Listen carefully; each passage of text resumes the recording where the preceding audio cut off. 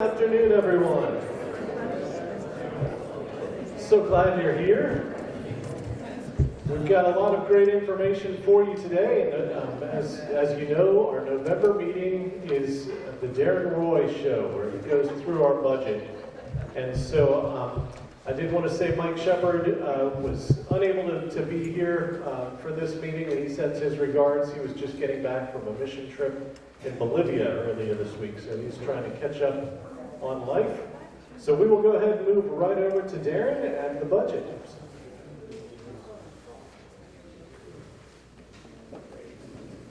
Testing? Do you hear me okay? Yes. All right, good. So there's two things that I'm going to be covering today.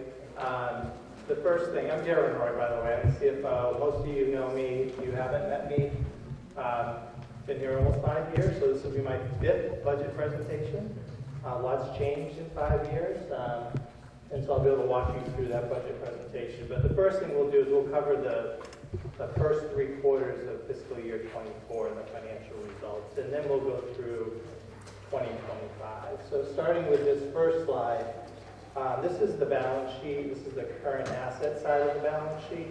And if you follow along with the arrows, that will highlight certain parts of the balance sheet I'll give you some high-level kind of variance analysis explanation. So current assets increased about $4 million from year-end 2023, mostly due to our investments have done very well. We've had some excess restricted escrow funds from additional entrance fees as a result of the new construction at Oak Ridge, so we're able to move that money from the restricted category up to unrestricted cash, and that's actually going to be used to pay future debt service, which is a little over $2 million, which is a good thing. We've also had some increases in our entrance fee receivables and our prepaid insurance. Entrance fee receivables are folks that come in and they're waiting on a sale of their home, and when they sell their home, they provide the remainder of the entrance fee. We don't have any right now, everybody's paid in full, but as of September 30th, we had a couple. Restricted use assets, which is the second arrow down. I just told you a little bit about the movement of the restricted entrance fees that we had collected, $2 million, that we moved up to unrestricted. But we also had, if you recall, we had $12 million that were restricted in entrance fees, which were related to excess initial entrance fees from Oak Ridge Phase 1 that we used to pay off the loan. So that's what's causing that decrease in the restricted use assets. The Oak Ridge project costs went up about $8 million, $7.5 million. That's just due to the ongoing construction, actually the completion of that third flat, as well as those cottages, those extra cottages that we did. Those are all full, they're stabilized, and essentially those construction costs will be moved over to property, plant, and equipment by year end and start depreciating. Next slide. So this is the liability and equity side of the balance sheet. And some of the line items to note, anytime you have a reduction in a liability account, that's a good thing, right? So when you look at accounts payable and other current assets, they went down by $1.7 million. Well, if you recall, during a construction process, we hold back payments to the GCs, the general contractors, in the form of retainage. Well, when we closed out those accounts, we paid off the retainage. So basically, the liability went down. When you look at entrance fee refund payable, what is that? That's when we have a refund due. When someone passes away, we refund the estate. When we started the year, we had 6 of them on the books. And we ended up adding about 15 through September, but we paid off 18 of them. So as of September 30th, we had 3.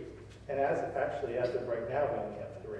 So it's actually, we're in a good position from an entrance fee liability perspective.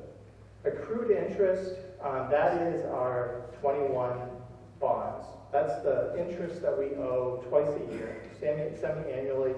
We pay them June 15th and December 15th. So you'll see 0 at the end of last year because payment was made December 15th.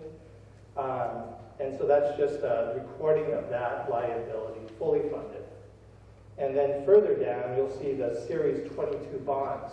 That was the bank debt, Hancock Whitney, $30 million paid off the books completely. Further down, the deferred entrance fees. When people were moving into Oak Ridge, they moved in from, I think they started around April, and most of them moved in by the end of August. All of them, 100% of them, were traditional entrance fee contracts, no refundable entrance fee contracts. So you're going to see the increase of in that liability account, and that's going to amortize over those folks, amortize into income over their life expectancy. And the last line, there's no arrow on it, but it's an important thing that I know this membership looks at, is the net deficit position. And you can see it's improved by almost $2 million from year end, and it should continue to improve. Next slide. So this is our P&L. You can see that from a revenue perspective, overall, we're pretty much right on budget. But when you look at the residential revenue, we have a shortfall there, and that's primarily due to this campus. Sawgrass was trailing budgeted numbers of units occupied, but you'll probably notice as you walk around this campus, there are a tremendous amount of units under renovation. Fortunately, we have a good number of units that are 10% deposited. So as of September 30th, there were 21 units that were available, 17 of which had 10% deposits. And in October alone, we had 5 move-ins with no move-outs. So we're starting to see that build. I think our census is up to around 210 out of 226. Now the healthcare revenue is more than offsetting that shortfall in independent living. They've been doing great with census. Their home health census has been doing great. Therapies has been doing great. So the budget basically has been exceeded by about $700,000 year to date, which has been offsetting the shortfall in IL. Now on the expense side, we are trailing the budget by about $1.3 million, or about 5%. And a lot of that has to do, and I've told you about this each quarter, healthcare is having, it's difficult to find nurses right now. It's a nationwide, worldwide problem. We have contract labor that we have to bring in to support that because we want to make sure we're at the staffing levels that this community expects. And also home health, because the volume in home health is so high, we're having to go out and get contract labor to be able to service those folks as well. Now we do in the budget for next year, you'll see we budget to hire a significant, about 10 new home health aides, so we can start improving on the margins in that area. There are other areas like, for example, food costs and dining labor, where they're over budget. Food costs have just been a problem. We've budgeted for it for next year, but it's been higher than what we originally budgeted for. And when you look at the bottom line, you look at operating income year-to-date after non-cash items, it amounts to about $2.7 million, which is ahead of budget by almost $700,000. And the primary reason for that is, if you look at the line item, I don't have, here it is. The primary driver of that is this line item right here, earned entrance fees. You can see we budgeted about $8.5 million, we're at $10.2 million. And why is that? Well, that's all those traditional entrance fee contracts that are coming in that we're amortizing into income. So that's actually a really big plus for the organization. Next page. So cash flow, just in general, you have the 3 categories. You have cash provided by operations, positive $26 million. Well, the big reason for that, obviously, is our entrance fee receipts are about $34 million, offset by refunds of $4 million. And then you have some changes. I talked to you about this before. You have changes in accounts payable. And some of this is the entrance fee pool that gets unwound or used to pay down debt. So that's the change there. The next page, discusses your cash flow from investing activities. And from investing activities, you're looking at, you have your purchase of plant equipment for the most part. This is not only CapEx, regular CapEx, but it's also the additions related to the Oak Ridge project. And then this is when I talked to you about the funds that were in escrow at Hancock Whitney to pay down the debt, well, this is the release of those funds for the most part. That causes that change. Down below, when you look at cash provided or used by financing activities, you're looking at really the repayment of your debt, which is right here, offset by the draws of that debt during the early part of the year. That's pretty much the entire activity there for that cash flow statement. Next page. And here's your cash statement. So this is here's all of our bank accounts. This is our unrestricted. This is our restricted. The items really of note here, when I talked earlier about we have some initial entrance fees that are excess. We didn't need to use them to pay down the debt. They were sitting in here under reservations fund, Oak Ridge, and we shifted them into an unrestricted category. And essentially those funds will be used to pay your principal and interest related to your 21A bonds. So that's the movement here in the cash. So that's the financial picture. If there aren't any major questions, I want to move over to the budget. Is that good? Okay. So here's the 2025 operating capital budget. So what is this first slide? What it's telling you is that we in the state of Florida, we're regulated by the Office of Insurance Regulation, and we're specifically under a statute, an insurance 651 continuing care statute, and it's a good thing. It's a good thing that you have a state agency that's overseeing, making sure that we're doing things appropriately. Now they audit us because we're a CARF accredited organization. They audit us every 5 years. They're supposed to audit us every 5 years. Well, we just got done with a 9-year audit. It went back it was 2012 to 2022, I believe. And it was a great audit, very clean, very few minor findings. We did very, very well. So keep this in mind. Go to the next slide. One of the things underneath Chapter 651 is we need to provide the membership an explanation of their monthly service fee increase and how it relates to the most current change in CPI. And so that's kind of what they're talking about here. Now it's important to note that in the actual language it says, nothing in this subsection shall be construed as placing a cap or limitation on the amount of the increase in the monthly maintenance fee, establishing a presumption of the appropriateness of the consumer price index. So we're not bound to we're not bound by the CPI increase. We're just supposed to explain to you, what's the difference? If it goes up a little bit more, beyond that, why? So if you go to the next slide. So what I've recorded here is the annual increase in CPI from last September to this past September was 2.1%.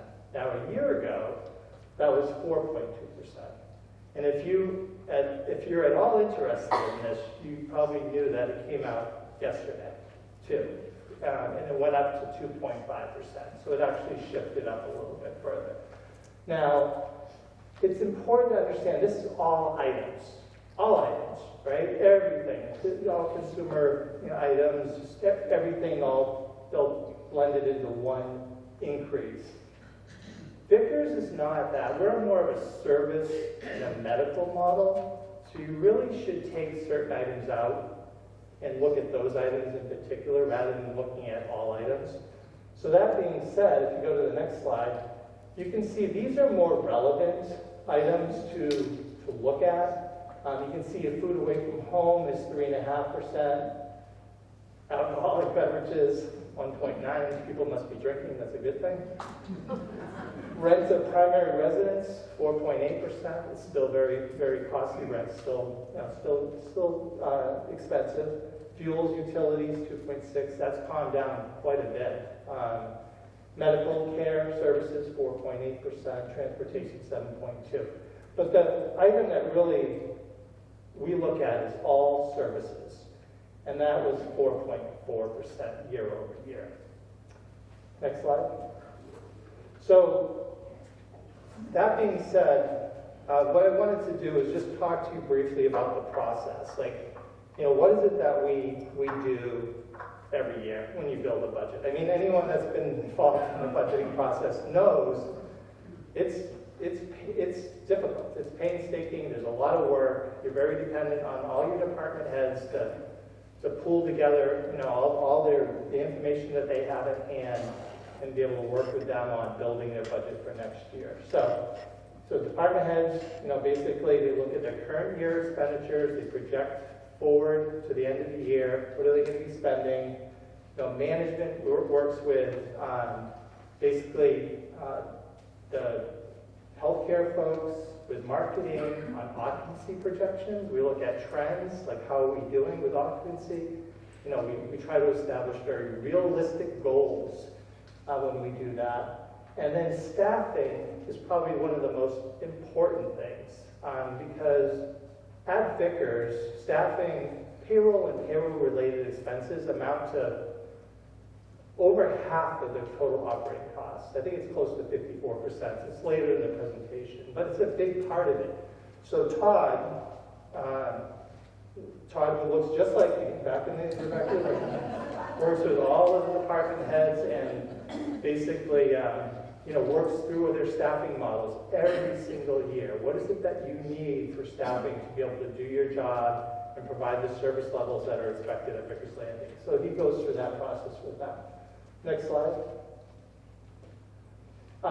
So that's all pulled together. It's all compiled into one large master spreadsheet. I sit down with, we meet with the department heads. We go through new initiatives. What are your new initiatives this year? How much is it going to cost? How many new FTEs are you looking for? There's a really good dynamic that takes place. When we roll it up, we look at more than just what is the result. We look at, okay, what kind of impact is it going to have on monthly service fees? Are there areas in which we can tighten our belt a bit? Are there opportunities for revenue growth? We sit with the finance committee, trustee finance committee. We update them on where we stand. They give us their input as to where they'd like to see us land. Work a little harder and get to to a manageable monthly service fee increase. So there's a lot of review, go back, redo. Bruce has a round where he and the executive team sits through it and gives their directive as well. Next slide. Further down the process, we meet with the trustee finance committee. We let them know what we think we're ending up in a monthly service fee increase. If they're happy, they tend to let us, they approve, essentially they get to the point where they feel comfortable with it and they're comfortable going to each board to tell them we're comfortable with a monthly service fee increase. Now, I have discussions with your resident representative, Harry Skelton, who's in the room. Harry, somewhere? Harry, right in front. And Doug Wilson, the member council president. We sit down, we talk about it. We talk about the major contributing factors. What's causing this increase? Where are the items that contribute to the increase that we're going to be, putting in place? So that happens. We also need to work with a timeline that OIR, the Office of Insurance Regulation, has put on us, which is notifying you of any increase 60 days prior to that monthly service fee going into effect. So that would be November 1st, no later than November 1st. And in fact, you got your notification on October 25th. So I think we're about a week in advance of that. And of course, the board presentation that I'm doing is follows. So there has, OIR wants you to do a presentation to the membership or to the residents, just like this, to explain, how that 3.5%, which you already know is 3.5%, was arrived at. Next slide. So that all being said, we look at, more than just what's happening here at Vickers. We look at, cost of living changes, the real estate market. The entrance fee is really tied very closely to the real estate market. What can the market bear? Essentially, you've seen the Ponte Vedra Beach area just explode, the real estate market explode. I mean, I would have loved to keep up with entrance fee increases to the real estate market, but we want people to move in too. But we've been very conscientious about raising those to kind of stay in line with the real estate market. We have to look at balancing short-term and long-term, financial kind of sustainability. It's very easy to say, you know what, we're having a great year.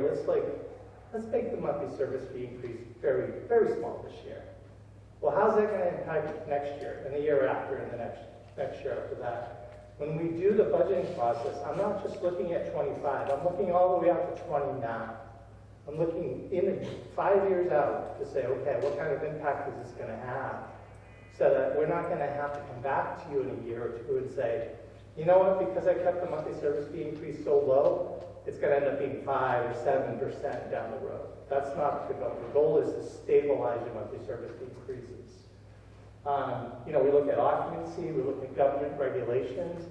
I don't know if any of you are aware, but there is a new nursing ratio mandate that's been put upon us to, have more nurses per patient in the healthcare facility. And that's expensive. This is very expensive. And we already have a very good ratio. But it's going to be very troubling for a lot of CCRCs. Now, with the change in, DC leadership, that might get squished.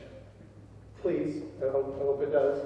But, we still have to look at it and have to plan for it. And then you have occupancy. We look at our occupancy. I talked about that earlier. How are we trending? Can we improve on our patient mix? There's a lot of things like that. Insurance market, it's been very hard for a number of years. Property's been difficult. Liability's been difficult. Every line pretty much has been troubling. It's stabilized a bit. I mean, it's not as bad as it was 2 or 3 years ago, but it still hasn't quite stabilized. And there's been a lot of insurers that have gotten out of the business. So from a competitive perspective, it's very difficult. Ancillary revenues, there's not a significant amount of ancillary revenues here, but there is opportunity for it. So we always look at that. How do we improve ancillary revenues? Because if you can increase your ancillary revenues, it puts less pressure on the monthly service fee. And then meeting budget objectives, that's a slide, 2 slides down. Next slide, please.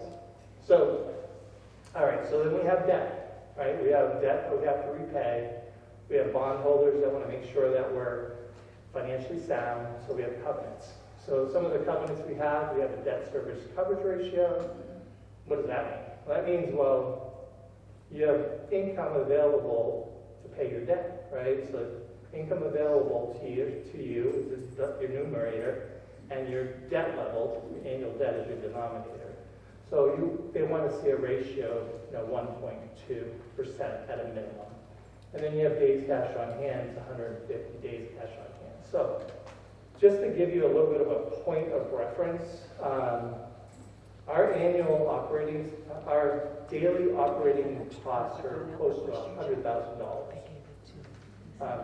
one day. And so if you look at what it was 4 years ago, 5 years ago, it was probably down around $60,000. But we've doubled the size of our games. So, when you look at your days cash on hand, when you're at a level around 300, it looks like, which we are, you have almost a year's worth of unrestricted cash available to you at a point in time to cover those daily operating expenses.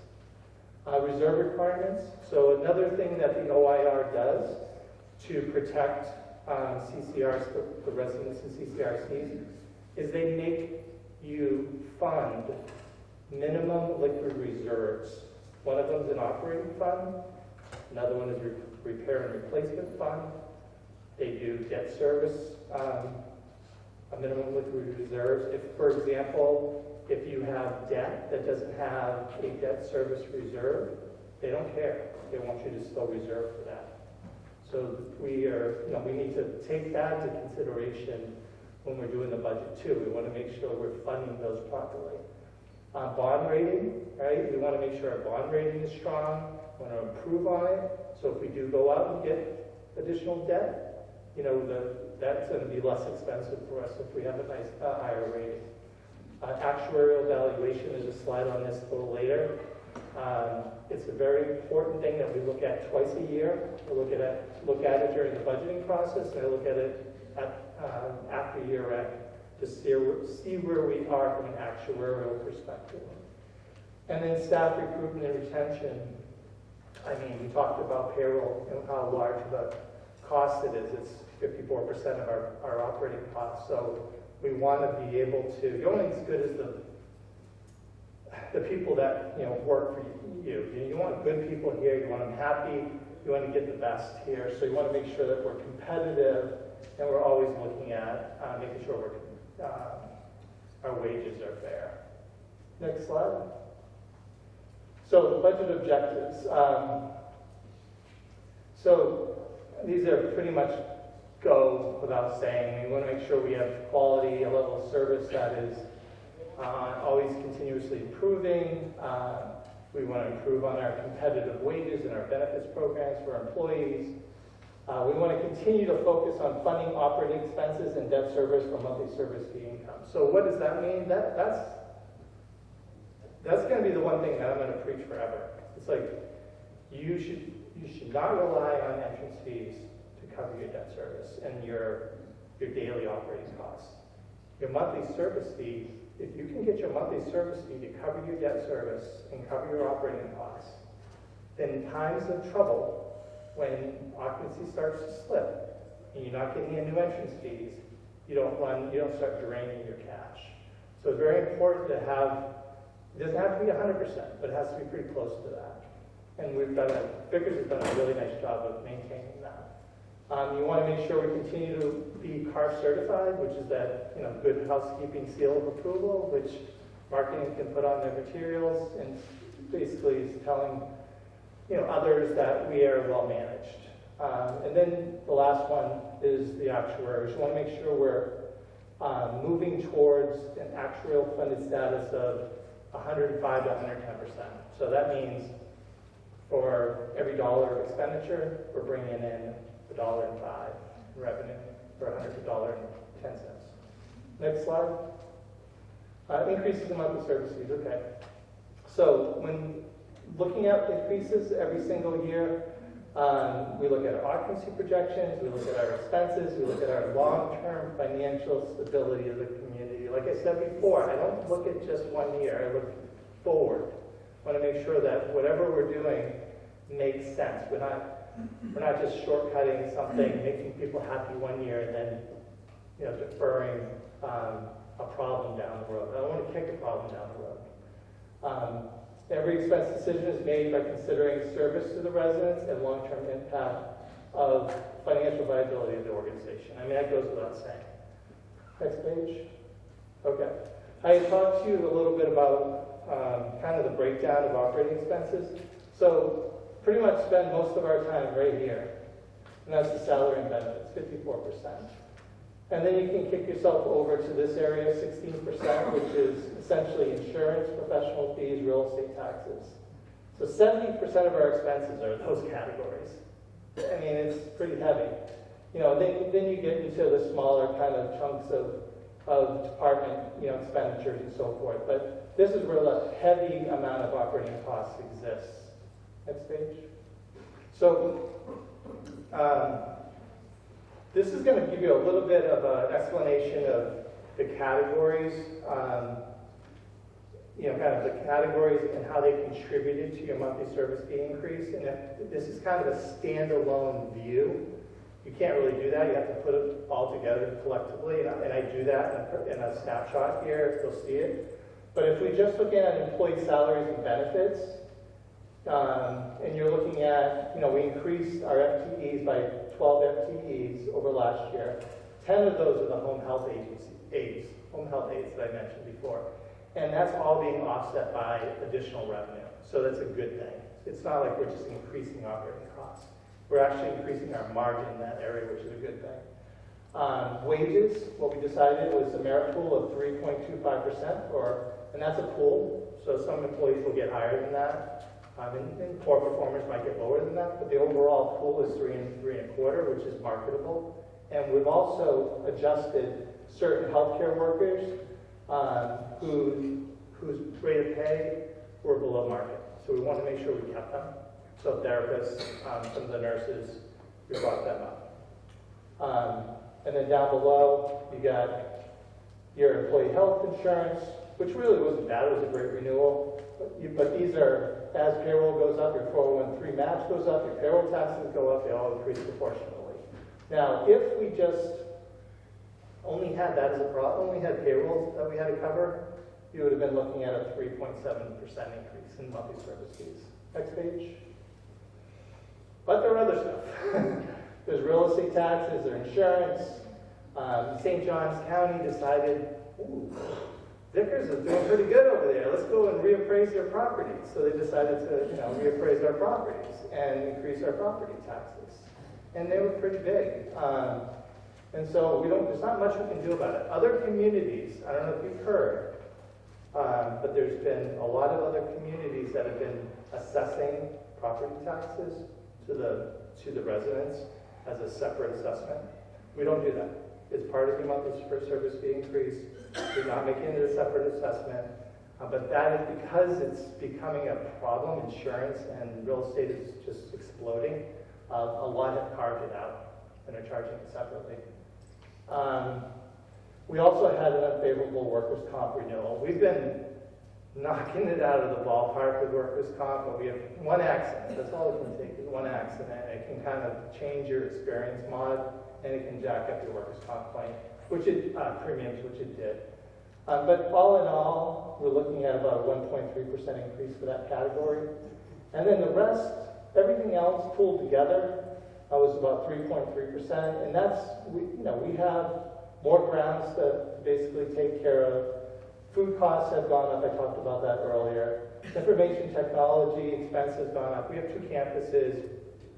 We're in a world of AI. I don't know if you guys, artificial intelligence. I mean, we have to update our systems. We have to make sure we're bringing this community the latest technology. So it's a little bit more expensive. This is a small thing, but we have this pots and vines contract that we have at both campuses. So we want to make sure both campuses have that, so it's a small percentage increase. But the next page will show you, actually it's not the next page, I get into the revenue side of things now, and the revenue side is going to offset those increases, right? Because we brought in additional revenue associated with Oak Ridge, the third flat, those additional cottages, and we're also looking at higher census in our assisted and our healthcare facilities. We're back to pre-pandemic levels. Believe it or not, it's taken about 3 years, but we're at the levels we were before the pandemic, and that's a really good thing. And the mix has improved tremendously too, which is even better. So we can go to the next page. Like I mentioned to you before, occupancy targets 95%. Right now we're above 95 at Oak Ridge. I think we have 3 units unoccupied out of 148, and Sawgrass is getting to the point where within March or April timeframe, I'm feeling very comfortable. We'll be very close to the 95, not beyond that. So we're in good shape there. What do we have to turn next year? We have to sell 32 units, 27 to Sawgrass, 5 to Oak Ridge. Tess isn't here, but Dale will report Kendall's going to report Tess's stats.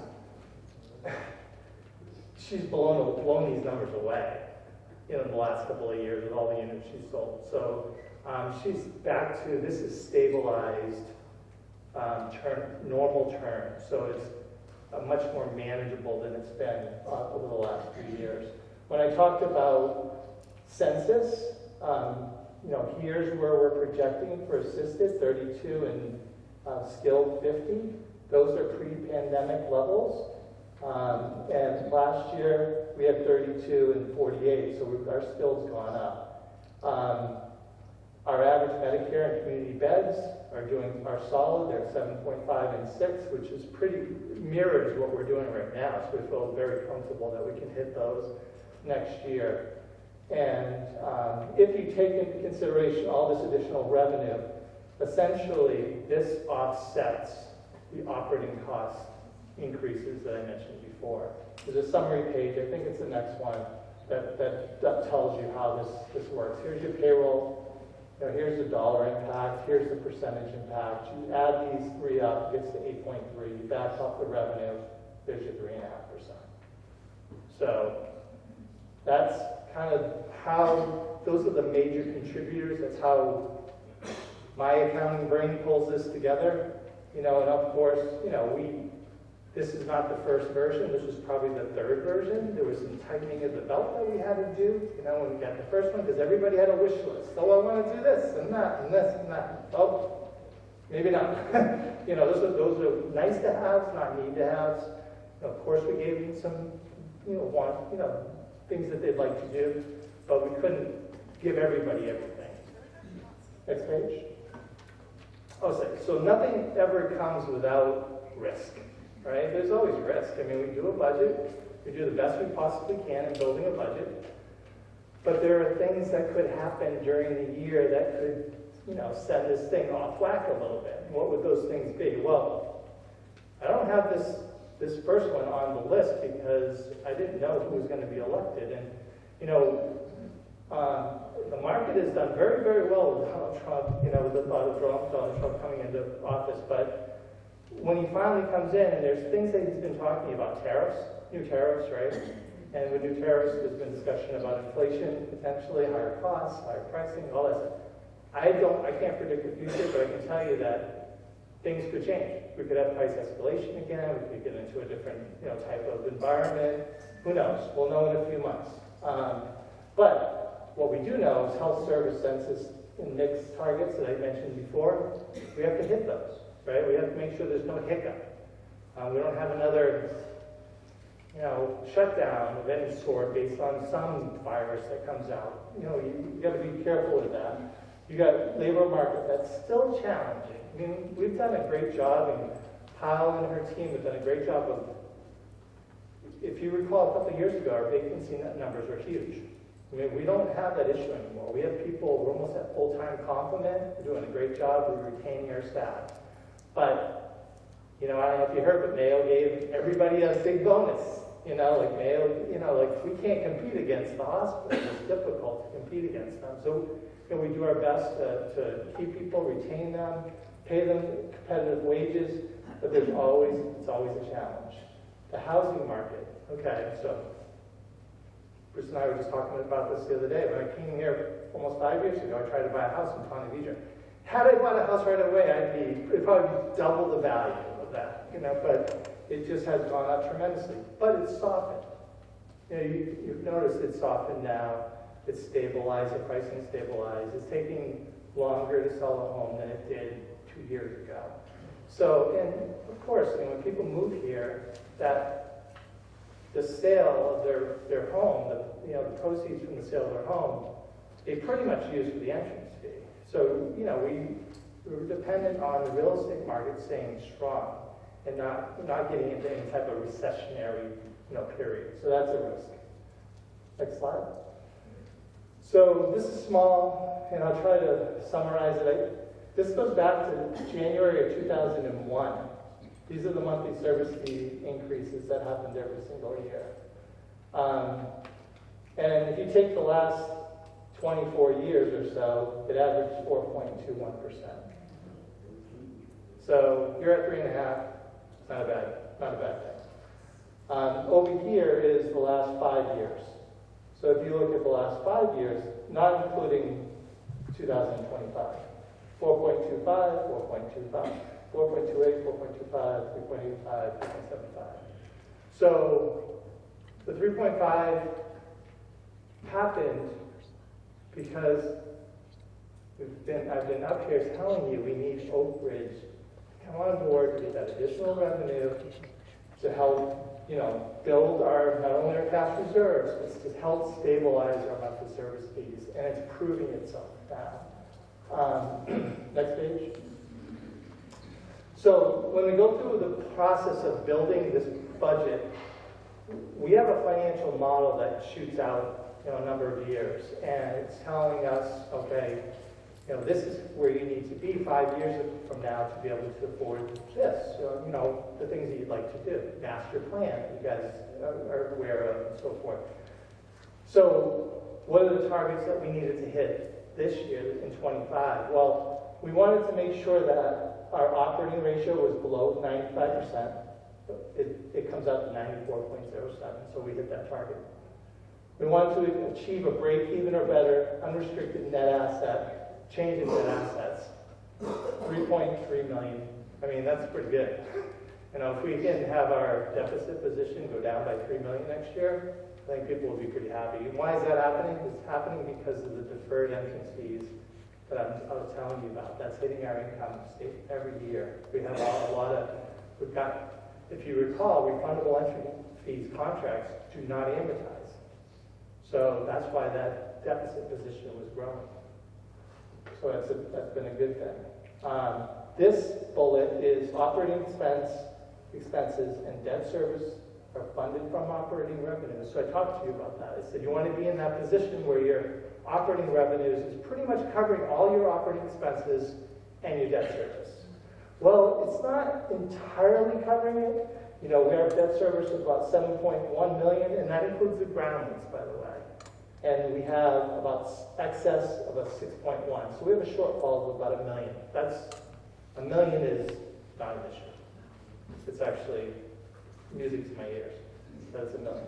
So as we have turnover entrance fees that more than cover that $1 million. And then how do we project to meet our bond covenants? Well, I mentioned before, our covenant for debt service is 1.2. Right now, without any noise, it's 2.31. And what I mean by noise is unrestricted gains and losses on investments, things like that. That it's really just, if everything were zero with your investment portfolio, that's where our debt service coverage ratio would come out to be. Now, our days cash on hand are very strong. We're just shy of a year worth of operating cash. And that means that if you all of a sudden, your cash just, you aren't getting any revenue in, what do you have for unrestricted cash available to you to pay your bills? And we have almost a year's worth. Next page. Now this is the best slide of all. And the reason why it's the best is what this is telling us is it's telling us back in 2017, for every dollar of expense, we were taking in 92.5 cents. Not good, not sustainable. And they knew back then that they needed to change something. And that's when they started pricing the entrance fee, refundable entrance fee contracts high, and saying, okay, let's make the traditional more affordable, and let's look at the margins on those contracts and make sure they're priced appropriately. And you can see it's starting to pay dividends. It's improving. Now dip back in 22, and that was the year And many of you in this room know that was the year where Oak Ridge wasn't quite on board, right? The units didn't come on board until August.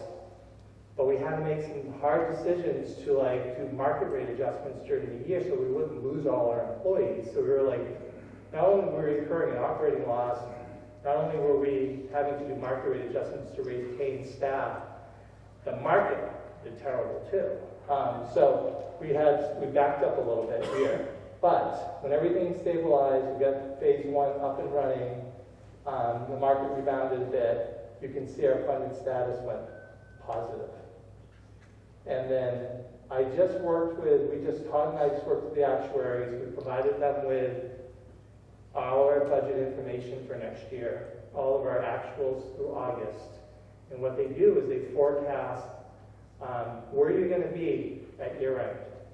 And what they're telling us is we're going to be at an improvement, 103.7, which isn't quite where we need to be yet.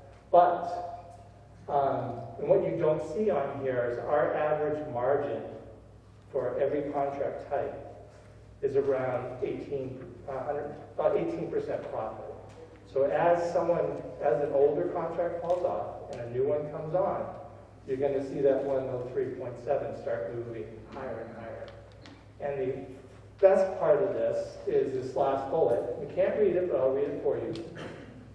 It says, per the A.B. Powell budget letter, Vicar's Landing is projected to be in satisfactory actual balance with A.B. seal as of fiscal year end. So what does A.B. seal mean? Well, they have a seal that they only give to the cream of the crop CCRCs that are in great financial standing. Vickers, going back to the seal started around 2012. Vickers has never had that seal. They've never had it.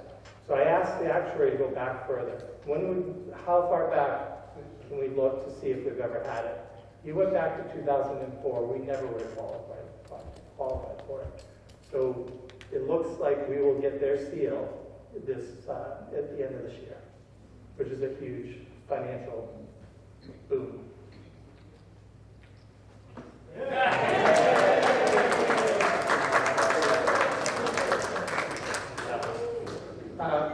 So this next slide is really just a snapshot of the P&L.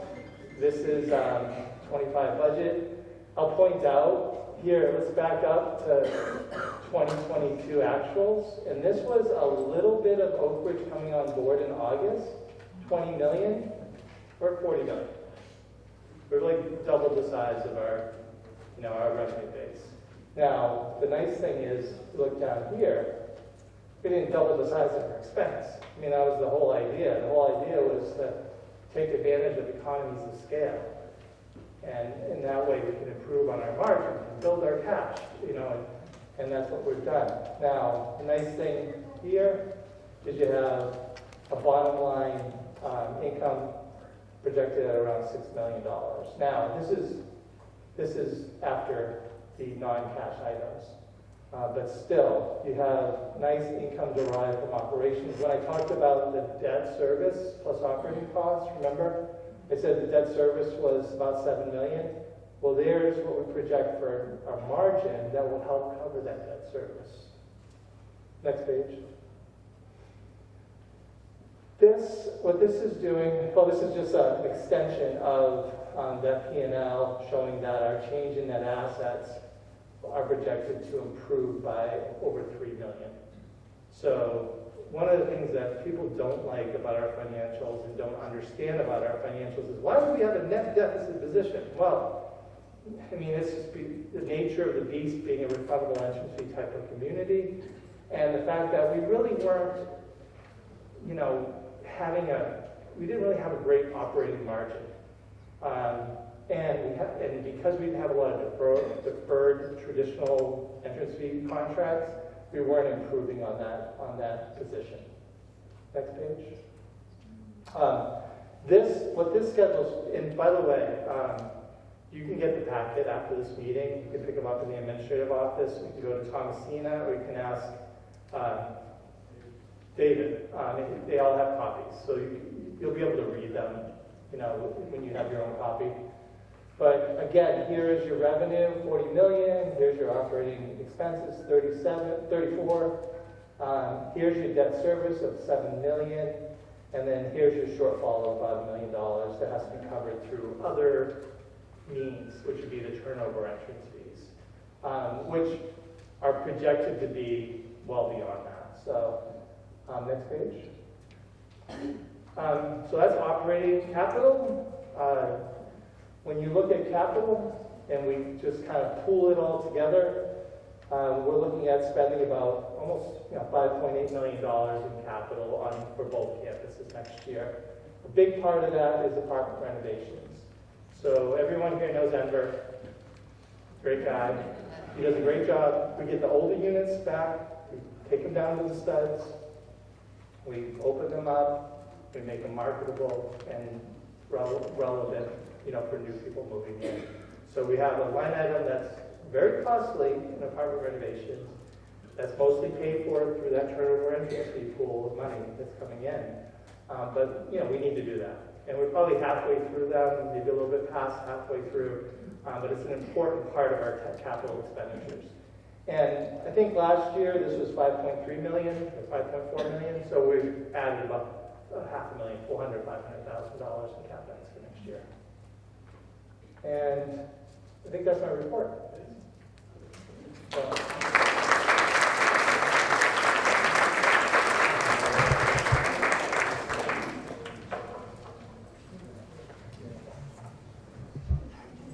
Should I open it up to questions, or you want to get the next? Is there any questions? Is there anything that I didn't explain properly or confusing? Or everybody good? Good, yes.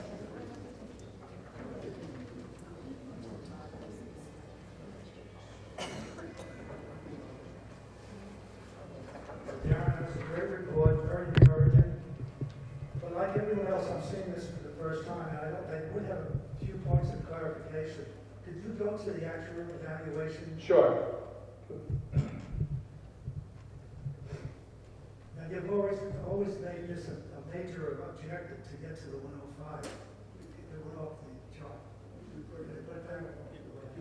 The actual. Oh, right there, right there. All right. Now, when 12/31/23, a year ago, when you projected, it was 98.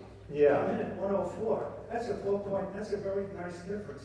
And what's encouraging is you projected 103 this year. If it works out the same as last year, you'll be over 105. So finally, we'll be able to say we're not just making progress for it, we're damn near maintaining it. Yeah, that's true. Okay.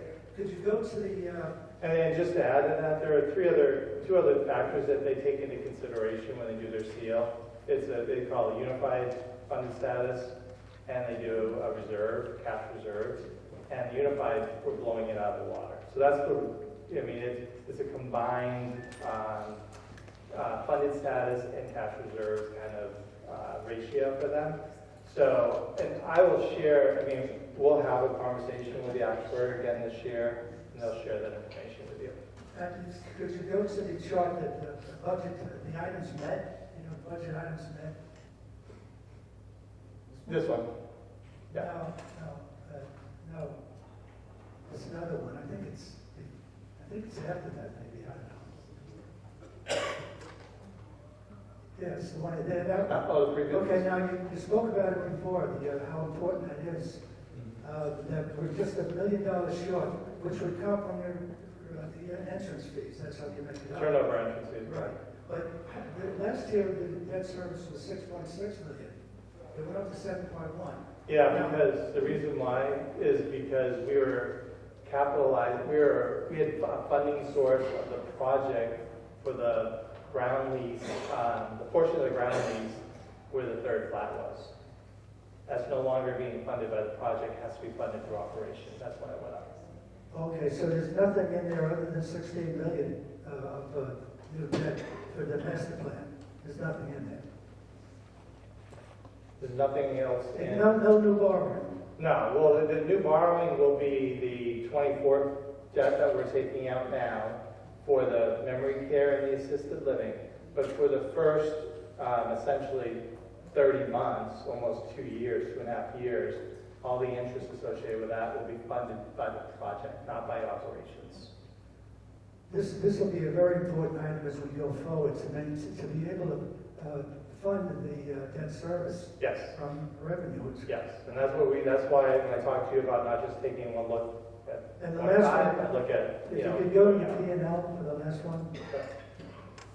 Now, I tell you, see, as you know, we try, one of your objectives is the economy of scale. Now, in the Finance Committee, we separate health services for two reasons from the expenses. One, because you get revenue on it, and two, because of the major challenge it is to budget revenue and expenses for health services. For example, if you look at the projected 2024, health services is 7.4 million, is that what that No, says? 6.9, but you're close. One line down. 6.9. I'm looking at the projected column. Oh, 7.4. Yeah, okay. And the budget was 6 million. Yep, the budget was, yeah, The okay. budget was Right. 6 million, that's a pretty big Yeah. variance. So Don't we- forget. The point is, Go okay, up here, 8.6, budget 7.6. I understand. So, and it's, a lot of that has to do with home health. The home health census blew it out of the water, but we have operating costs associated with that, having to hire outside So contract labor. it's the other functions that make up what we would look for economy of scale. And a very, very quick calculation in looking at this, it would seem as if for the first time since we started Oak Ridge, that's 2022, 23, 22, 23, 24, and this budget of 25, it looks like the expenses are coming in at less than double digit, which is very good. That's as far as I can see, looking at it quickly. And so that's a good Yeah, message. because it I was wasn't- concerned about what that would look like. There's not going to be, with 24, the most part, most of the operating costs were in play. 25, we added a full year of the flats and the cottages. There's not a lot of operating costs associated with that, so you take advantage of economies of scale with that. So, any other questions? All right, thank you.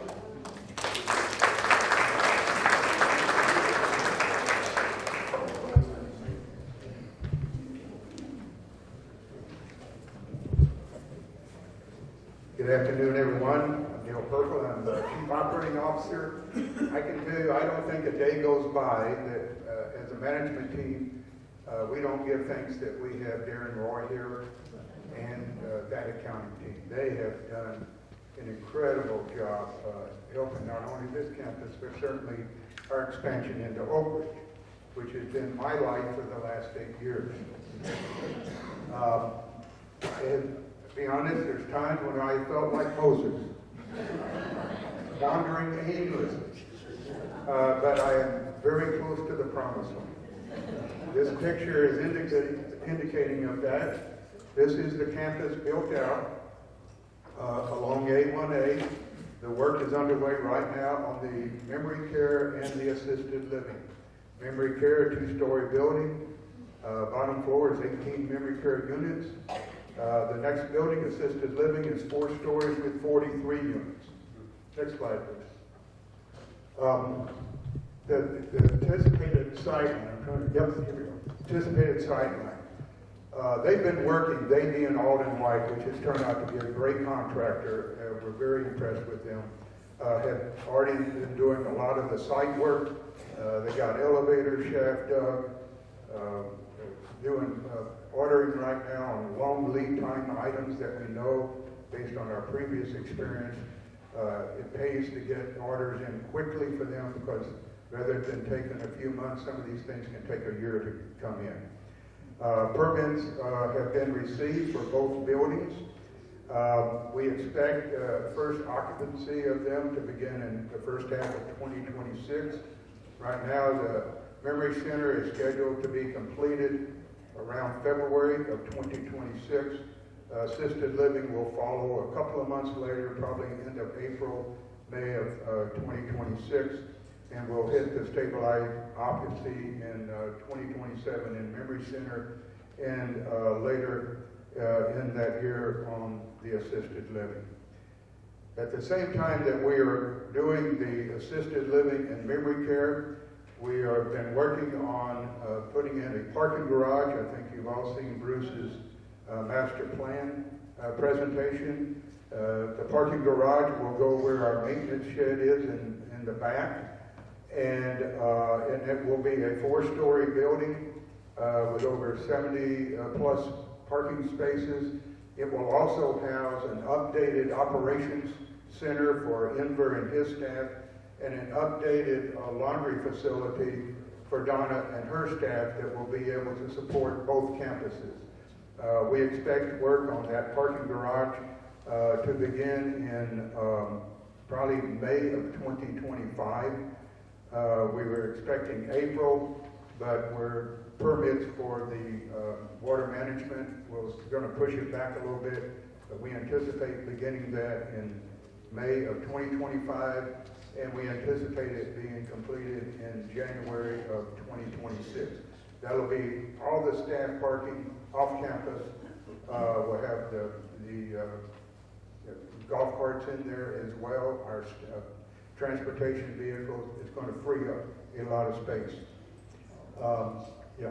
Oh, one of my favorite subjects. I don't mind talking about this now. There was a time that I was reluctant to bring it up, although y'all were not. This is looking from, this is as of last week, looking from Dr. Perry's property. You can see that there is actually access going in as we speak. What you see there to the left is Dr. Perry's building, and you'll notice there's a foundation there. As part of us building this, he is also adding 400 square feet to his building, so we've got both of them going on at the same time. Next slide. This is looking at a little further back from his building, but we've got one whole side of it has been paved. We have a new retaining wall that has gone up. It replaced they had a disintegrating wall there, and we were able to put a sidewalk in for his staff. We're having a pour tomorrow morning at 4 o'clock. If you want to get up, you can see it. If you don't, that's okay, because it's going to go till 2 in the afternoon. So, but we'll have 85% of that paid by tomorrow. We anticipate that opening in mid-January. Potential pedestrian, that, by the way, that access is for vehicular traffic only, cars and golf carts. Dr. Perry was very specific about not wanting pedestrians walking through his parking lot for fear of liability.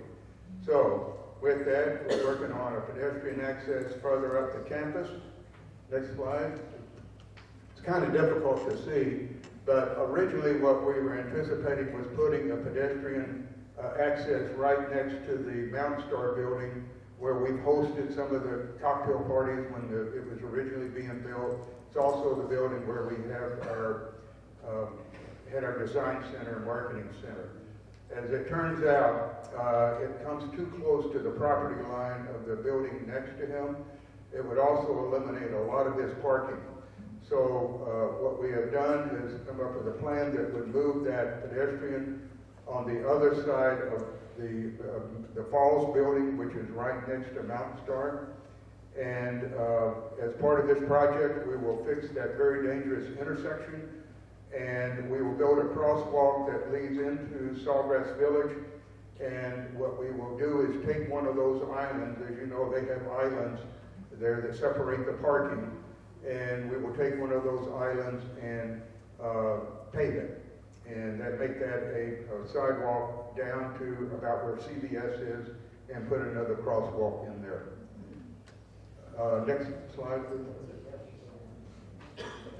Oh, wait, let me just, okay.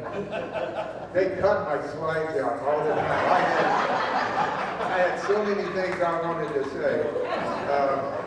But anyway, that we need the county approval on the pedestrian walkway. We need to go back to the county, and I was with Kristen Joseph, our county commissioner, this afternoon, and she doesn't see any issues on that, and we will also need public's approval.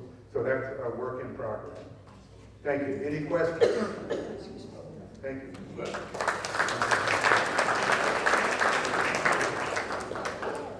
Thank you, Moses. I just have a handful of highlights from this year from several other departments, and then I'm going to talk a little bit about Camp Weed and what an evacuation looks like from that perspective. We'll start with sales. Tess and her team organized a very successful home tour here at Sawgrass on October 17th. It was attended by 75 of our waitlist members. Paris actually organized a very handy guide for all of us that were tour guides that kept the afternoon on track and generated quite a bit of activity. To date, the sales team has had 29 move-ins at Sawgrass and have 12 10% depositors on the books. And there's also been 42 move-ins over at Oak Ridge. And to top it all off, they've added 89 new members to the wait list. So as you can imagine, that's a very busy department. Tess and Juliana, Kelly and Paris have been doing a fantastic job. On activities, wanted to give you a couple of updates. That Civil War class continues to be very popular and it's ongoing. So if you're interested in that topic, I'd recommend you check it out. The World Affairs with dinner in the auditorium continues to be well attended. And we do have a couple of holiday concerts coming up on December the 8th at 4 p.m. We have Sounds of the Season with Christ Episcopal Church. And on December 15th at 5 p.m. we have an evening of Christmas music by Palms Presbyterian Church interns. And of course, coming into the holidays, there's a lot more of that to come. On housekeeping, the employee sales that Donna puts together each year have been very successful. They've generated about $4,900. And all that goes to support the Employee Scholarship Fund and the Employee Assistance Fund. She has also distributed her annual housekeeping surveys that you all should have, so I would encourage you to take the time to fill those out, turn them in. It does provide Donna and her team with a lot of information that they use to improve their services. She also wanted me to let you know that annual cleaning is all booked up for November, but there are spots open in December, so just contact housekeeping if you'd like to make an appointment for that. And a reminder that on Thursday, November 28th, Thanksgiving, there is no regular housekeeping. Security and transportation. They have asked me to remind you to please give 48 hours notice for your transportation requests. Just call the main desk for an appointment. This just helps ensure availability of a driver to take you where you need to go. And as Scott normally does, we are in the holiday season, and this tends to be a time when scammers start to really ramp up their activity. Phone scams are probably the biggest one. The biggest thing to keep in mind is when you receive a phone call or a text, don't give out any personal information like birth dates, bank account information, or credit card numbers. The best thing you can do is just to end the call and say, for instance, they claim to be from your bank, is for you to call your bank with a number that you know just to verify whether or not they spoke to you. These scams are incredibly costly. The most common form of the telephone scam is one seeking tech support, which we've all heard about. And in 2023, for people over the age of 60, these types of scams amounted to over $3.4 billion in losses. So they're very effective, unfortunately. Just really quick on dining services, we approach the end of the year. We have had 192,000 meals served here at Sawgrass year to date, and 65,000 at Oak Ridge, which averages out to about 19,000 meals a month here and 6,500 at Oak Ridge. Those numbers include guest meals, associate member meals, cafe meals, and on Sawgrass they do include the health center as well. So the kitchens on both campuses are incredibly busy and they've been doing a fantastic job. For health services, we have an on-site dentist that has now started to provide services to the health center residents. They also offer on-site dentistry to all of you. There was a meet and greet with Dr. Letary on November 13th, and if you weren't able to make that, please reach out to the Sawgrass Wellness Clinic and they can get you more information on the services that are being provided. As a reminder, there will be new resident orientation at Oak Ridge on November 27th at 3 o'clock. There won't be new resident orientation in December, but they plan on resuming their normal schedule in January. The Speaker Thursday series continues to be successful, but be on the lookout for a survey from Elizabeth and her team to help identify upcoming topics which you'd like to hear more on. And Elizabeth put together a team of 17 staff to do the Walk to End Alzheimer's on Saturday the 9th. This was a 2-mile walk, and all funds raised through the walk to end Alzheimer's further the care, support, and research efforts of the Alzheimer's Association, and we're hoping to get that group to grow for next year's walk. And my favorite topic is evacuation. For some reason, with Hurricane Milton, we had a lot of people asking questions about Camp Weed. What's the history of Camp Weed? What's it like to go to Camp Weed? What does an evacuation look like? I think everybody here has now experienced at least one. This is my 6th. It's been fun. So I thought I'd start with a brief history of Camp Weed. I didn't realize this, but it's been around. It started near St. Augustine Beach in 1924. The Diocese of Florida sponsored its first summer program with 40 children attending, and it was named in 1925 for the late Right Reverend Edwin Gardner Weed, who was the 3rd Bishop of Florida. Over time, as that program continued to grow, their needs grew, and they needed more space. So in the early 70s, they purchased the site in Live Oak, which consists of 520 acres. And it was at that time it became known as the Camp Weed and Cerveny Conference Center after Bishop Frank Cerveny, who was the 6th Bishop of the Diocese of Florida. And many years ago, Vicar's Landing entered into a 20-year hurricane evacuation agreement. The agreement essentially states that if a mandatory evacuation is called for us, Camp Weed becomes the evacuation site for the health center. And if they have people down there attending a conference, they kick everybody out and we take the whole place over. The camp consists of a number of buildings, most of which are centrally located, but there are also a number of buildings scattered out in the woods that are used for their summer camp. And this map gives you a general overview of the area we use to carry out the day-to-day operations during an evacuation, and where the residents stay while we're down there. At the main entrance, where you have the front office, that's where the Camp Weed staff generally hang out while we're down there. The Deering Lounge across from that is used as our command center. The Safran meeting room is our storage room, which you'll see some pictures of. The Young Room for meetings is our activity center. And we also have the barn dining hall, which is where we have all of our meals. And then down here in the bottom right, you have the ravines, which is sort of on top of this little hill, which is where some of the key staff stay because they're in close proximity to the residents. And then you have all the guest rooms off to the left, which there are about 53 of those, and they each have two beds, so it means we can take a total of about 106 residents down to Camp Weed. What you don't see on the map, there are 8 cabins that are located off that side road to the left, heading out to Mandy's Chapel. And those cabins have 18 bunk beds, and that's where our staff sleep, which means we can house an additional 144 people in those units. There's also a gymnasium back there that we'll talk about in just a moment. This just shows a couple of pictures showing what the typical room looks like on the top 2 pictures, as well as the courtyard type setting on the bottom left, and the structure on the bottom right is one of those staff cabins with all the bunk beds out in the woods. Each one of those, I think, named after a bishop, or you recognize a lot of the names. For preparation,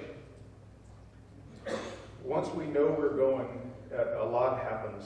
As you can imagine, the health center has a lot of equipment and a lot of supplies that we use on a daily basis, and all of that needs to come with us. We have a supply room with a lot of our daily supplies, and we've placed everything on rolling racks. We bring those out into the hallway, and we wrap them with large sheets of plastic and load them in the back of a 26-foot box truck. While that's happening, the nursing staff are going room to room, packing up clothing and toiletries for each one of our residents in the health center and the Stratford. In the health center, we use canvas duffel bags, and the residents at Stratford bring their own luggage. While that's being done, we have other staff that are pulling any supplies that we'll need to get us over through the night, because once that truck is fully loaded with all the supplies and the equipment, an advance crew goes down the night before and unloads everything. It's usually 5 to 7 people. They set up the supply room. Therapy and nursing has developed a list of who is staying in what room and who may be an ideal roommate for somebody, which works out most of the time.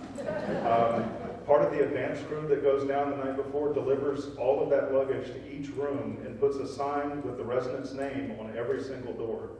The advance crew essentially sets up a whole new health center that evening. And those are, you can see all the luggage and everything lined up, getting ready to be sorted and taken to the rooms. And these are generally what you'll see in the health center with all of our supplies. And we also have the ability, we'll double a supply order, the other half gets shipped down to Camp Weed. On our arrival, what we have traditionally done is we try to have the health center on the road before the public is notified of the mandatory evacuation, which means that we start very early at 5 a.m. We take a total of 4 buses. One of them's a coach bus, and the other 3 buses hold wheelchairs. Therapy and nursing, again, have gone through the entire census to determine who gets on what bus and where on that bus they sit. As the loading begins, the wheelchairs and walkers get put under the bus, and once a bus is loaded, that bus is sent on the road to Camp Weed. At Camp Weed, the dining staff have already shown up. I still don't know what time Chef Martin gets down there, but he magically appears, and they're already working on breakfast. We also have staff, to include nurses and CNAs, that are on the road heading our way, many of whom are coming off working the night shift. So when they arrive, they come to the command center, they're assigned a room, they grab breakfast, and then they go to bed. As a bus pulls up to be unloaded, which you'll see in the top left picture, we unload all of the equipment that was under the bus and line it down the hallway. And we have staff that rode down on the bus who call out to us who's getting off the bus. We bring all of their equipment and whatever they brought with them to them. We help them off the bus and escort them to the dining room where they enjoy a very hot and delicious breakfast, none of which is healthy. While this is happening, we have nurses in the dining room checking people as they come in to make sure everyone has the medications they need. We have staff that are going table to table, taking the breakfast order and then getting orders for lunch and dinner for that day. So when someone sits down, their order's taken, we take it to a buffet line where it's dished out and it's served. Some of these have videos. I don't think the video works on here, but this is what a typical meal looks like in the barn dining hall. Oh, you did? Okay. On daily operations, the next series of photos just shows you what a day kind of looks like. The first 2 pictures are of the command center, which in some cases turns into a glorified snack room. It's just where staff check in and out for the day. They get their room assignments. It's also where the nurses and CNAs can come in and do all the charting they have to do every day. There's a big courtyard right on the lake where people really just enjoy sitting out in the sun as well as taking exercise classes or receiving physical therapy. Our activities department does a phenomenal job of setting up things for the residents to do all day, and they keep them incredibly busy.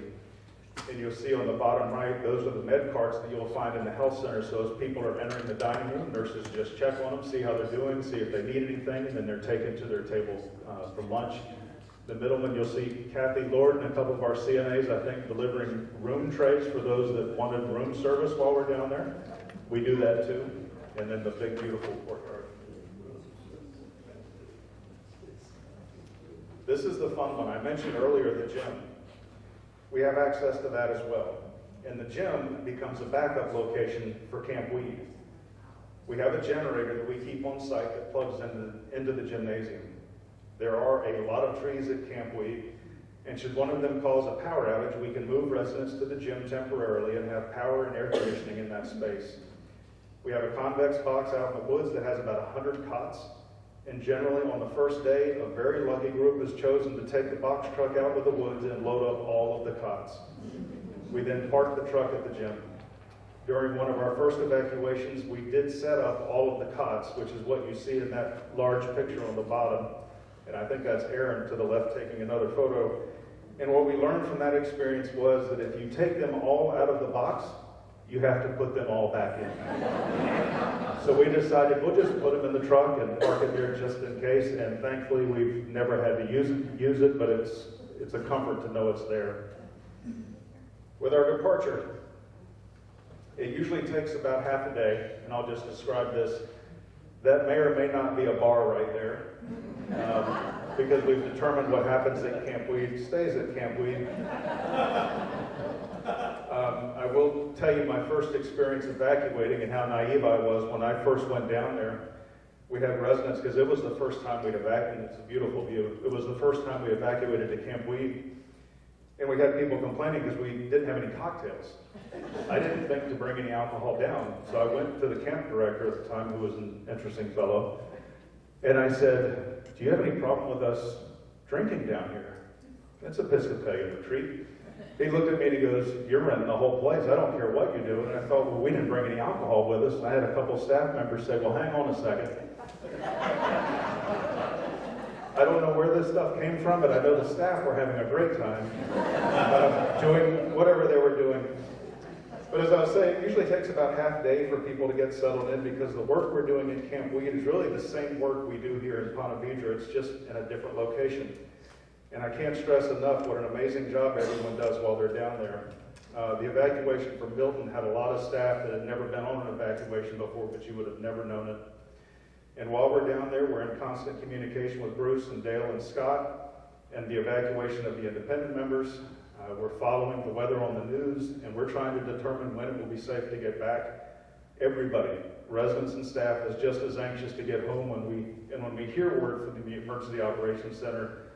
That's when the whole atmosphere at Camp Weed changes dramatically, and that's cocktail hours. What happened, we just told everybody we were leaving the following day.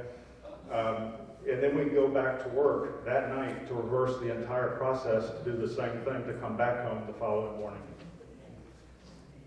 Once we arrive back home, the crew that went to us with on evacuation goes home, and then the crew that helps before an evacuation, they show up in force. We unload all of the trucks, we get the health center in Stratford reorganized, and start taking the residents back to their rooms while we prepare a lunch.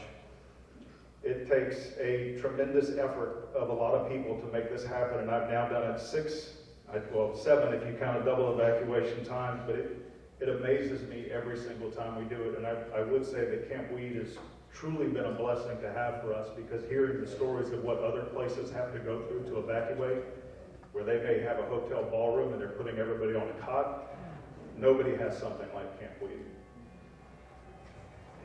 I think that's it. So that's a Camp Weed evacuation.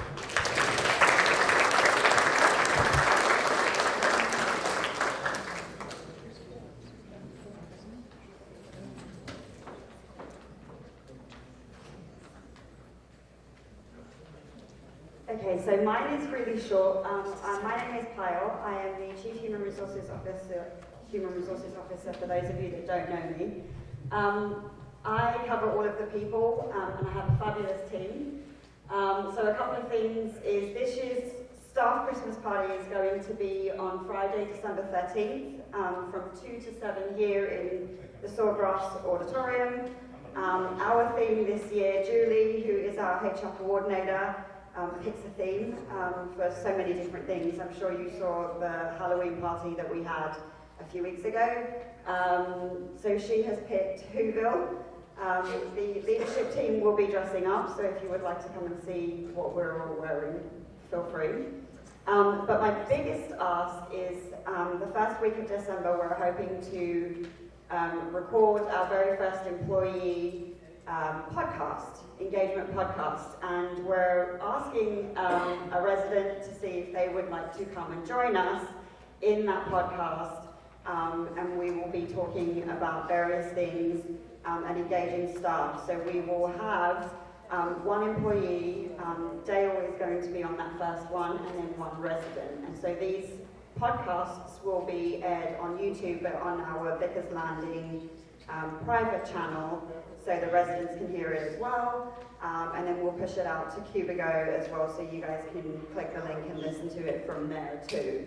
But if you would like to join us on that first podcast, please just come upstairs and see me, or just shoot me an email. We would love to have one of you on there, and then subsequently someone on the quarterly ones after that.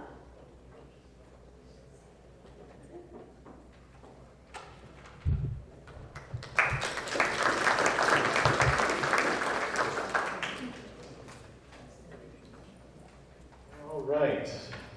This has been a great meeting to show you the phenomenal amount of work that goes on behind the scenes. And I hear just about every day someone say, gosh, you just got such a great staff here, and I wholeheartedly agree.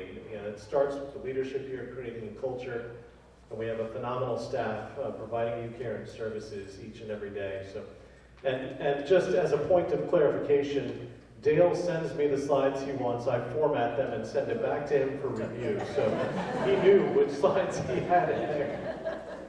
I just wanted to quickly touch on the master plan first.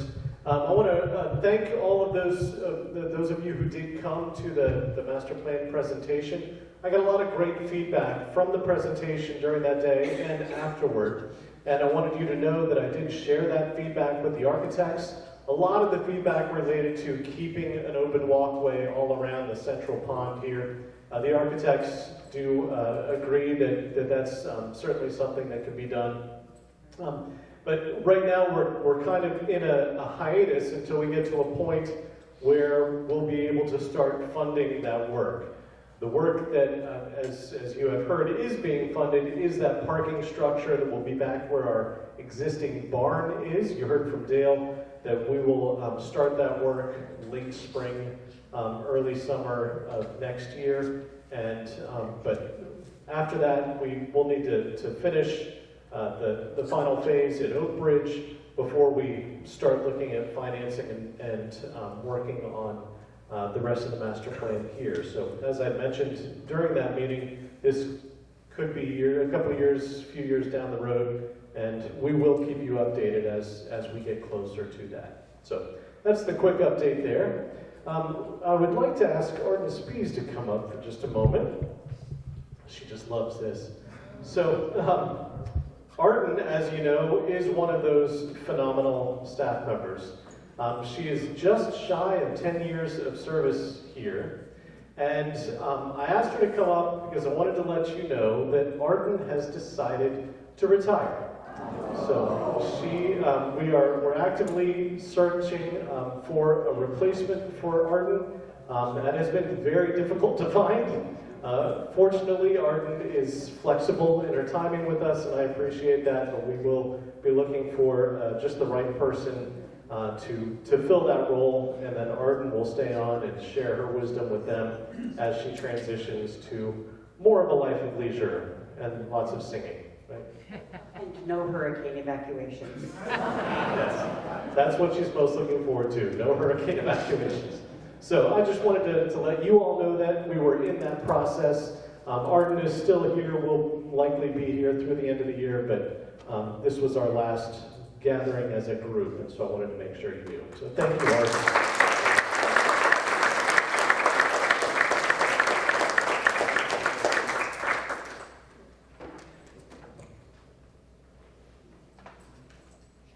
Okay.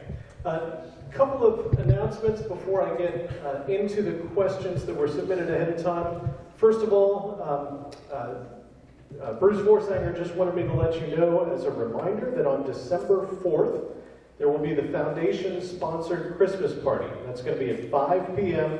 right here in the Sawgrass Auditorium.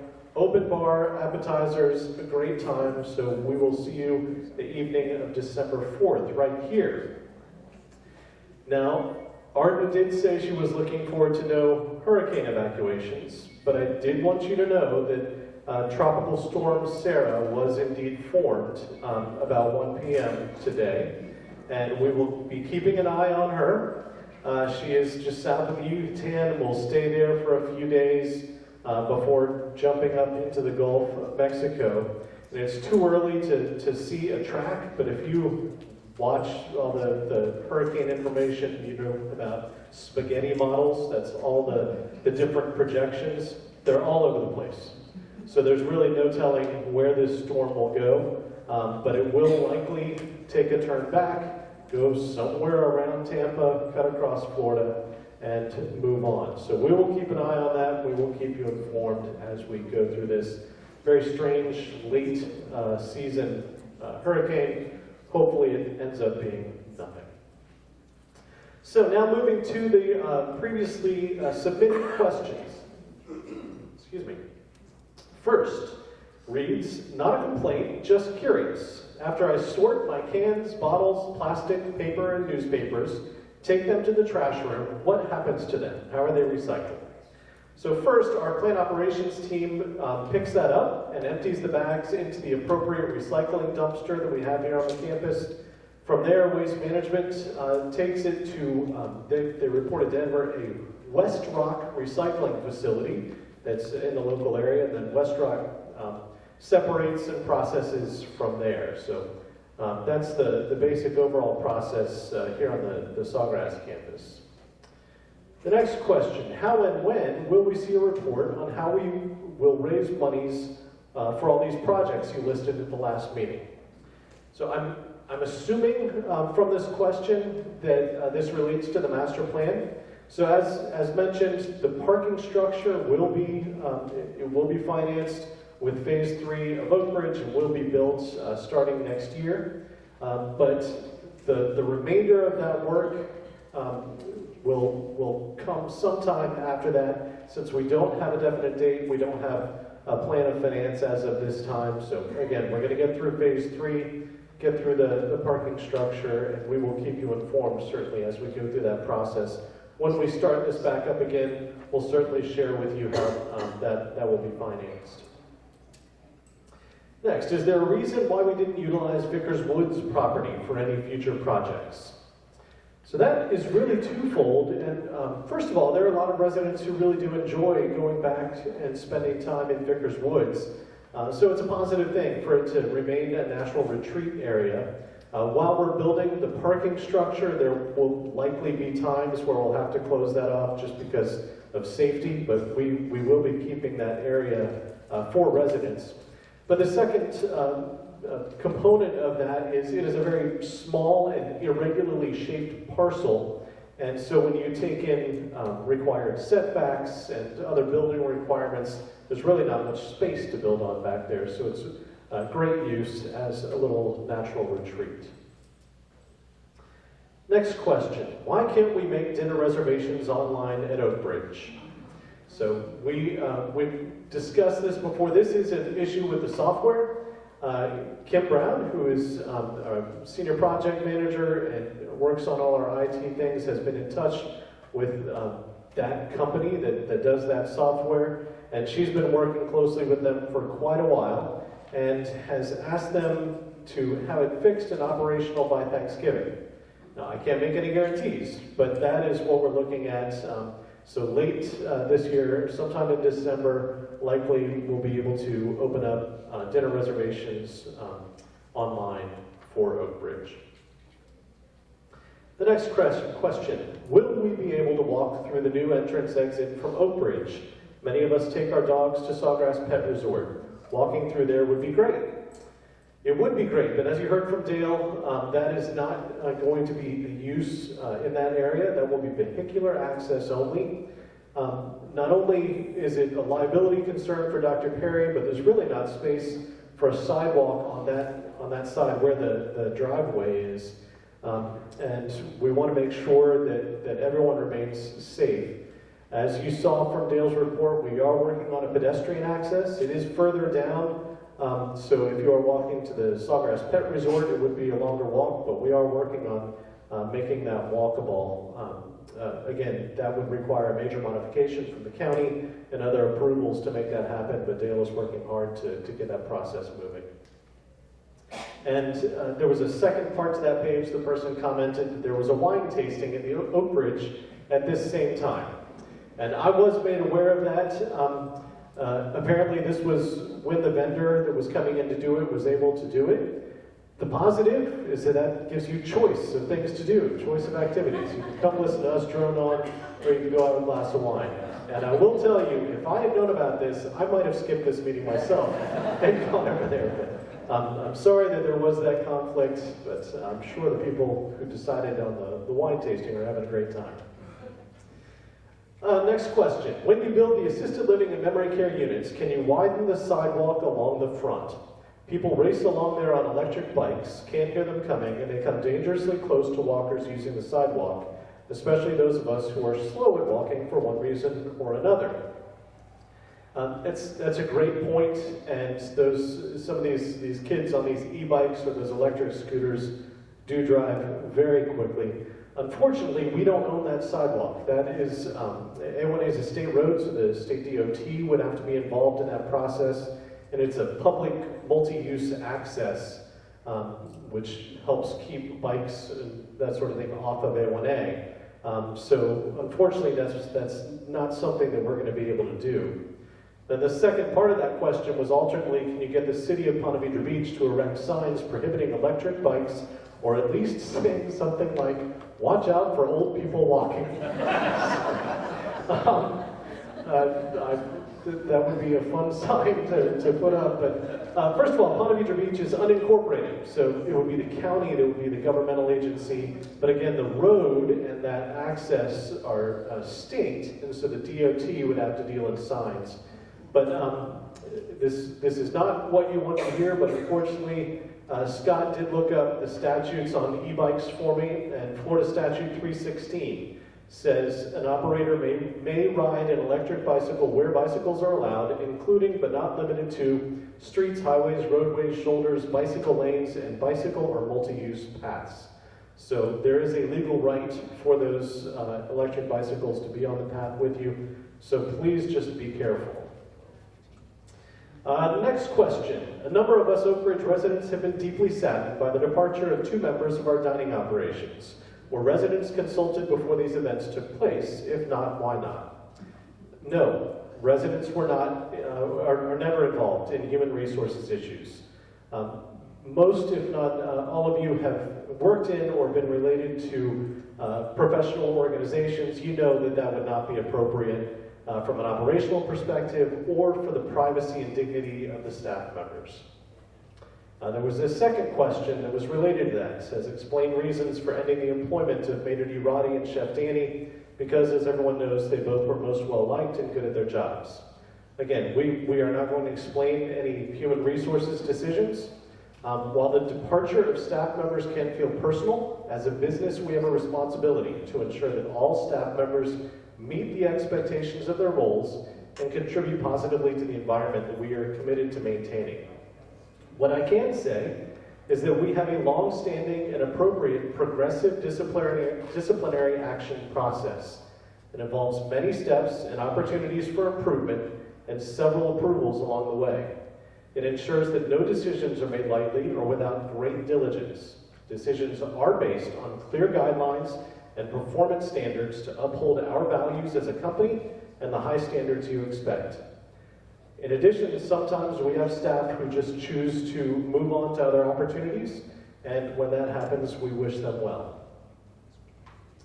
The next question says, is there a plan to have a recycling program at the Oak Ridge campus? Currently, for the 48 cottages, there is a weekly charade where residents dutifully put 2 receptacles at the curb, one of which is labeled recycling, then the bags are picked up and all placed together in the back of a pickup truck.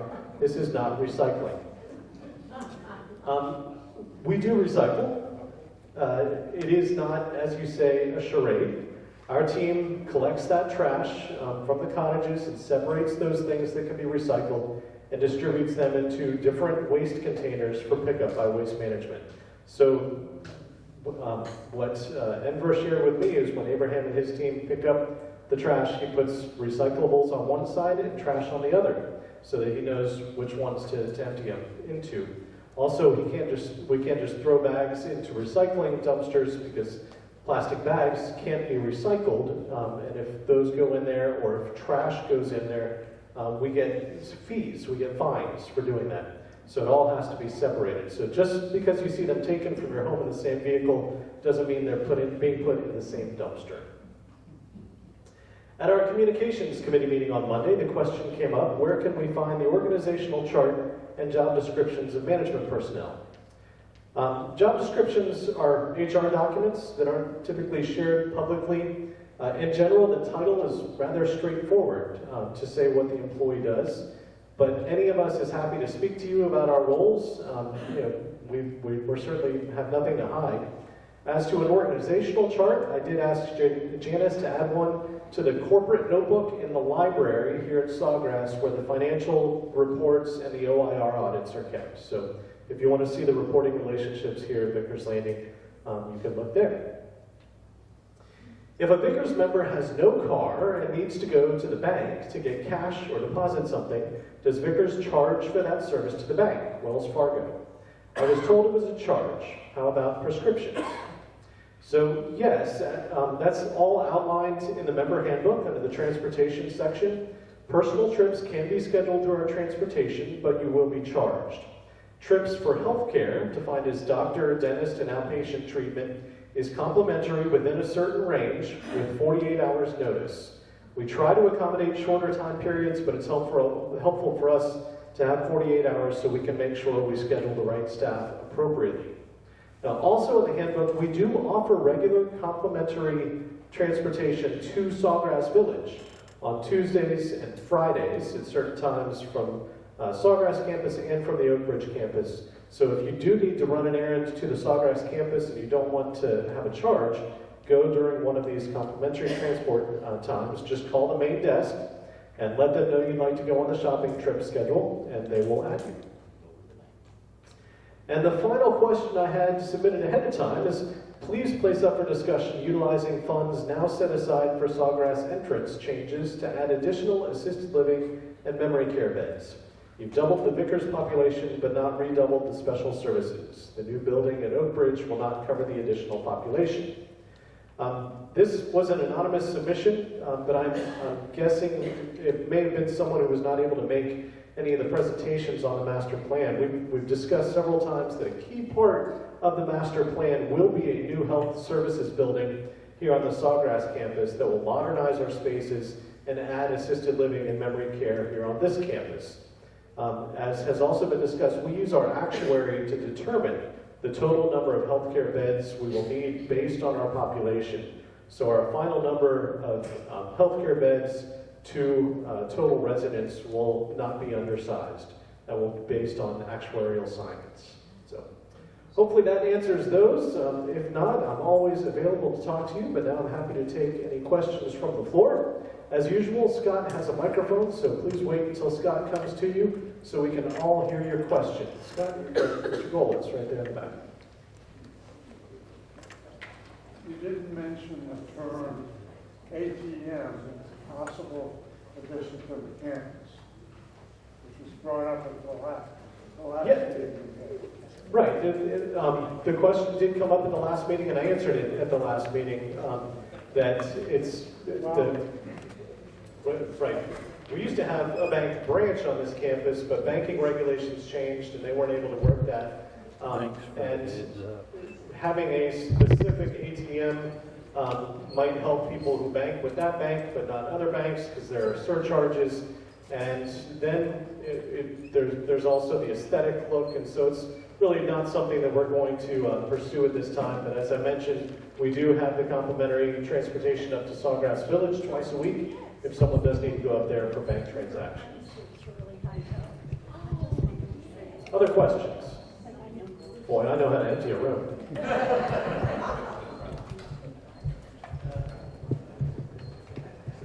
There's one up here. Yes, ma'am. Scott's coming. Hang on just a moment. There we go.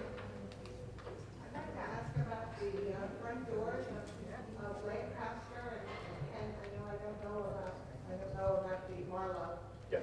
but ours are often broken. Yes. To get in and out. Yes. And I see Byron right there in the back. So we are, my understanding is we are working toward putting sliding doors in there and just replacing that mechanism. Isn't that correct? Yes, sir. The way that those doors function, they just do not. The way that those doors function, they just do not hold up properly with the amount of volume that we have going in and out of there. They're extremely sensitive too. So the moment that someone walks up and tugs on them, or someone who's not familiar with how you have to fob, wait for the system to follow through, and then enter, I can throw it all off, unfortunately. But we are having them come out to be checked again and try to make sure they're working properly until we can hopefully replace sooner than later. Right. So the idea would be to put electric sliding doors like you have here at the entrances to this building. What is the time? I don't have a time for you yet. They're actively working on it. But those would be fob controlled as well. Other questions? Okay. Ms. Cushing. Thank It is. It's soft. Okay. If someone doesn't want to go during an evacuation on the bus, they have the choice to go to a motel or a friend's place with a friend of theirs. Is that possible also with weed? Can one do that? No, unfortunately, there's not enough room at Camp Weed. No, I'm not saying that. I'm saying if one wants to go off and not go to Camp Weed, can they go to a motel? Or something?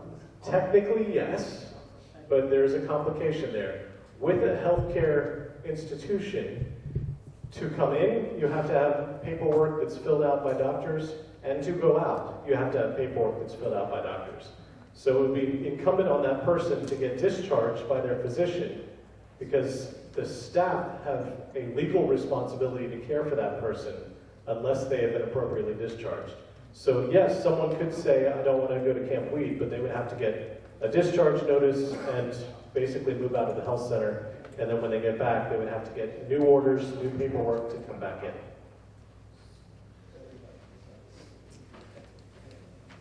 How does the cost of Camp Weed? Oh! Surprise. Now we got it. How does the cost of an evacuation to Camp Weed get paid for? I don't see it in the numbers. Is it a separate cost? It is. That cost goes into operations because it is a legal requirement for us to provide an evacuation, a safe evacuation for anyone in healthcare, because by nature of being there, it's assumed they can't do that evacuation on their own. And as that is a legal requirement of our operations, that is considered an operating expense. People who go with us independently have a choice to do that.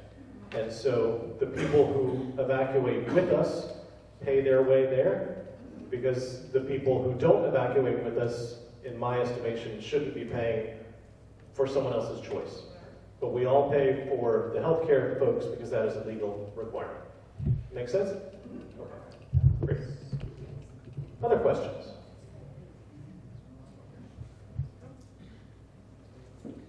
Very good. We can start cocktails early this evening.